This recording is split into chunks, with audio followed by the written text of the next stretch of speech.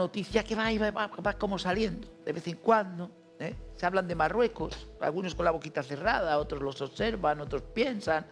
Hoy que si hay unas maniobras que van a hacer, Marruecos inicia sus maniobras navales junto a Canarias sin facilitar datos sobre las mismas.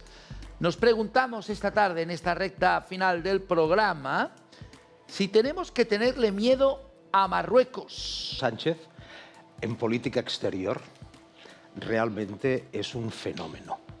Y digo un fenómeno porque cambió su posición respecto al Sáhara para ganarse la voluntad de Marruecos, esto lo recordaremos absolutamente todos, haciendo un cambio de opinión, porque él no miente, dice que cambia de opinión. Hace 2 meses, si no recuerdo mal, fue a Rabat a ver al rey de Marruecos y dijo que atravesaban los momentos más dulces de las relaciones entre España y Marruecos. Y ahora resulta que les ponen unas maniobras delante de Canarias, que estas maniobras, en definitiva, lo que son es unas maniobras para condicionar una decisión que habrá próximamente de la Unión Europea respecto a decir que la situación del Sáhara en estos momentos no es una situación que comparta la Unión Europea, y aquí afecta a los pescadores porque Marruecos dice que esas aguas territoriales que son suyas y según la Unión Europea evidentemente no son suyas. Por tanto, si tienen los españoles miedo de Marruecos, sinceramente que se lo hagan mirar, porque Marruecos en estos momentos yo no lo veo que sea un país que esté dispuesto ahora a invadir por tierra, mar y aire el territorio del Reino de España. Lo que pasa que si, y no lo digo por usted, pero vamos, si se hace esta pregunta, esto ya es una debilidad de la idea de España. Porque el plantearse que unas maniobras que hayan delante de las Canarias, eso puede afectar a la integridad territorial de España, la cosa va mal. Pero, y para acabar, pero aquí el problema, entre otras cosas, es el tema de Ceuta y de Melilla. Ese tema es un tema que eso escuece y es un tema pues, que los marroquíes, en el momento que quieran, pueden perfectamente tomar Ceuta y Melilla, si quieren. Estoy absolutamente convencido de que si quieren lo pueden llegar a hacer. Yo, evidentemente, como independentista, todo lo que sea la desestabilización de España, bienvenida sea desde Marruecos, desde Rusia o desde allá donde sea. Santiago, ¿no? Decía Santiago Espot y hablaba precisamente del miedo. Pero miren, este titular del País, José Manuel Álvarez asegura a Fernando Clavijo que las maniobras de Marruecos se desarrollan muy lejos de aguas españolas. Ministro de Exteriores habla con el presidente canario para tranquilizarle por los ejercicios militares de Rabat frente a las costas del Sahara Occidental. Es que se les escapa una bomba y vuelan un hotel de Canarias. Pero son aguas internacionales. Y entonces, claro, el presidente canario... Sí. Como, son aguas internacionales. Una de las principales razones por las cuales, y esto lo ha reconocido el presidente de Canarias, está tan escandalizado es porque esto puede perjudicar al turismo canario. Claro. Este artefacto que se ha visto que pasó por diferentes poblaciones y que algunas personas y algunos dirigentes decían que era un misil.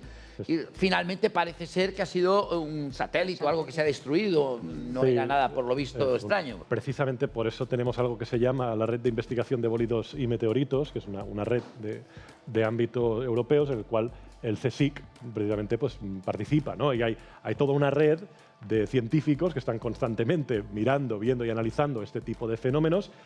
Porque, sí, claro, y sí, pues precisamente lo que necesitamos es gente que nos diga, pues no, no lo es.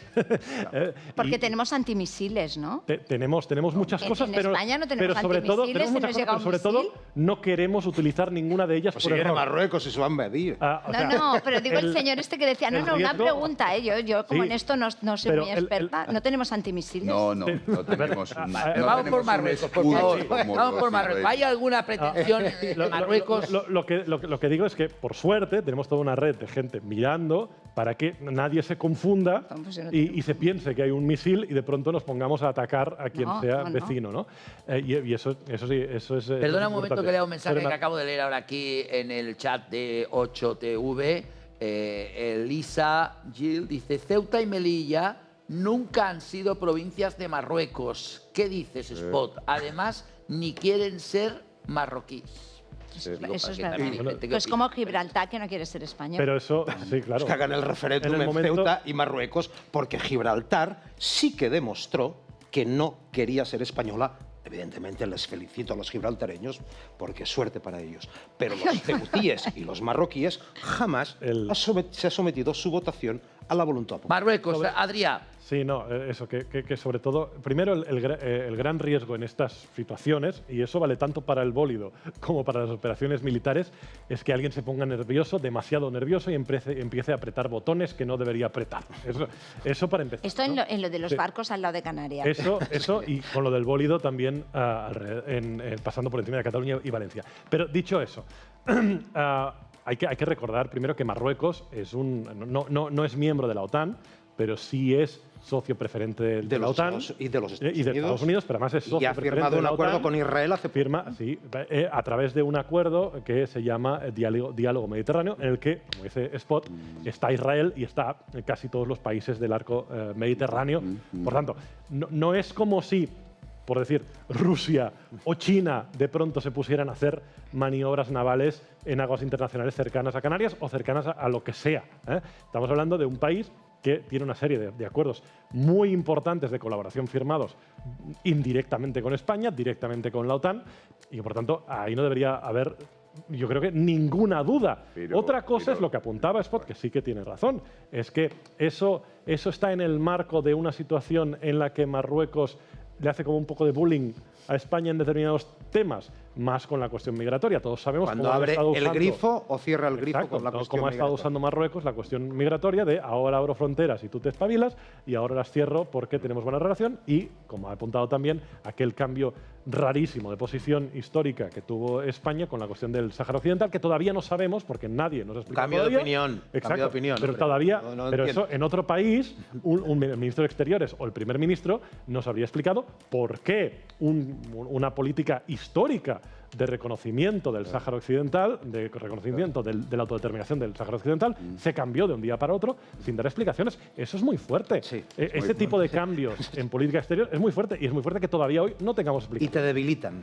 Sí, claro. Te debilitan frente a cualquiera de tus aliados. Correcto, porque no eres de fiar. Claro. Justamente, si tú has mantenido, como muy bien ha dicho Alsina, porque la diplomacia española durante décadas y décadas y décadas estaba a favor del derecho a la autodeterminación del Sáhara, reconocido por la ONU. Sí, señor. ¿De acuerdo? Y lo firmó, y lo selló, y toda la puñeta. Si tú cambias de un día para otro, tú le haces un flaco favor a la imagen de aquel Estado que tú representas. Y eso se lo anotan. Y eso se lo anotan, y cuando tú vas a negociar, y buscar alianzas, dices, tú aliado. No me fío de ti. Bueno, pero, no me fío ni un pelo. Pero yo creo que, a Pedro Sánchez todo esto se la repampinfla, quiero decir, lo que es la credibilidad del Estado español, la posición histórica de la política exterior española, los consensos en torno a la política exterior que son fundamentales, imprescindibles, etcétera, todo esto a él se la repampinfla. O sea, él, si le conviene, vete tú a saber por qué intereses o por qué motivaciones, cambiar la política exterior española de un plumazo, lo hace. O sea, y a los hechos me remito. A ver, yo no creo que debamos tener miedo a Marruecos, ni mucho menos ahora desatar una oleada, digamos, de miedo populista al invasor marroquí o a la amenaza marroquí. Pero sí que es verdad que deberíamos ser un poquito precavidos y un poco prudentes. Porque, primero de todo, Marruecos no es una democracia. Marruecos sigue siendo un régimen feudal, con algunos aspectos modernizadores, pero un régimen en lo político esencialmente feudal, al frente del cual hay un personaje bastante siniestro, que por lo visto no reside ni siquiera en el país, sino en París, y de cuya, digamos, integridad psicológica se puede dudar, creo yo, bastante, ¿vale? Y el régimen o la corte que rodea a este personaje, que no sabemos exactamente quiénes son, qué características tienen, etcétera, etcétera. Solo los más entendidos pueden entender un poquito quién gobierna ese país y en base a qué intereses. Y hermano de Juan Carlos de Borbón. Entonces, como reconoció eso el propio Juan Carlos de Borbón. Para comenzar, no estamos hablando de una democracia homologable a la nuestra, de un país pues como Francia, como Portugal u otros vecinos que podamos tener. Eso para comenzar. En segundo lugar, este país tiene una conducta histórica. Y entre una conducta histórica, no me refiero a Perejil, me refiero a la Marcha Verde. Pero perdona, pero es que hace poco, en el 2002 pasó lo de Perejil. Yo cuando me habéis dicho para venir a hablar aquí, lo primero que se me ha venido a mi mente, que no tengo ni idea de estrategias ni si teníamos misiles, yo me ha quedado claro que no tenemos, es del islote. Perejil. Digo, joder, a ver si van a venir ahora estos, La si me Marcha van Verde a invadir. y era protectorado, español. A ver si me van a invadir Canarias. Algo muy serio en la historia, fue esa Marcha Verde que pudo haber dado lugar a una auténtica tragedia que obligó a las tropas españolas a reaccionar, que se produjo aprovechando un momento de extrema debilidad del Estado español, porque Franco estaba moribundo y el régimen se estaba tambaleando. Por tanto, hay un precedente histórico, no muy lejano. Y también hay, y esto es fundamental, una reivindicación del Reino de Marruecos sobre determinadas plazas que son de soberanía española.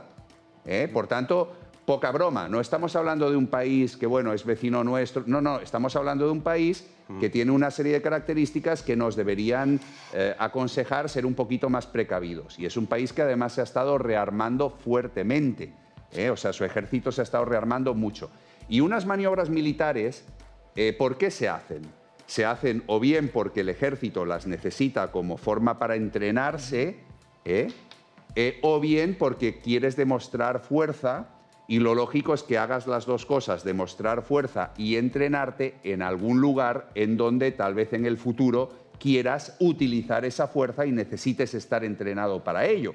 Por tanto, el lugar donde haces las maniobras no deja de ser muy simbólico y muy importante. Por tanto, ojo. Me encantaría decir que a mí no me daban nada de miedo las maniobras hasta que he escuchado a Juan, pero lo que sí que me preocupa, como siempre, son las políticas económicas y restrictivas a las que Marruecos, cuando habéis dicho lo de abrir y cerrar el grifo, nos tiene sometidos tanto de mercancías, tanto de nuestros pesqueros, etcétera, etcétera. Entonces yo creo que ahí sí que tenemos que basar todos nuestros acuerdos que tenemos que tener un gobierno fuerte que sepa equilibrar todas las funciones que tienen todos nuestros empresarios y hagan una labor comercial importante, porque al fin y al cabo hoy en día lo que más nos interesa con los países que tengamos cerca es entablar lazos comerciales. Marruecos es una plaza que a nosotros comercialmente nos interesa mucho, tanto de industrialización como de inversiones, etcétera. Entonces, que estemos aquí debatiendo si nos da miedo o no nos da miedo, yo creo que el tema lo que tendría que ser es que nuestro gobierno hiciera políticas para que se unieran todo el tema de las políticas económicas exteriores que fueran importantes y que fueran tal. Y perdona, y acabo, y oye, y espero que estas maniobras no pase lo que has dicho tú, que se pierda un misil o una cosa de estas. Claro, esta noticia ha salido mucho últimamente Marruecos y está saliendo mucho. No nos olvidemos de las famosas historias del teléfono del presidente del gobierno. Pedro Sánchez. A eso nos referíamos, sí. Claro. Ahí pasaron. Aquí está pasando algo que desconocemos. No, celebro que Juan Arza haya hecho una crítica tan realmente sincera y cierta, ¿no?, de la monarquía alauita, un régimen que tú has descrito perfectamente bien.